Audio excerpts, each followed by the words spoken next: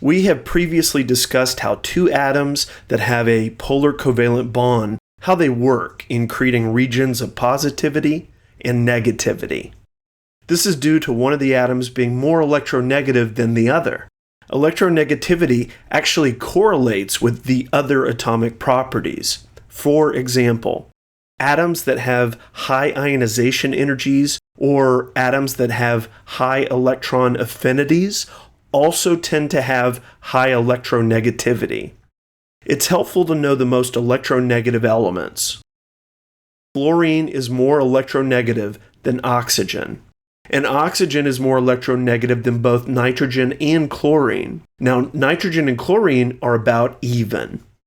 What happens to a molecule as a whole if the molecule has one or more covalent bonds within its structure?